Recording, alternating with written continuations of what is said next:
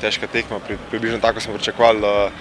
dosti hitro povedali, potem pa ja, dosti hitro prejeli ta nesrečen zadetek in na koncu ja, je bilo to konec koncev celotna tekma, nekako priložnosti na njihovi strani in na naši strani, ampak ja, tistega gola ni bilo in na koncu moramo biti pošteni, da je to kar nekakva realna slika 1:1 in treba še delati in jaz mislim, da bomo že kmalu v veliko boljši luči.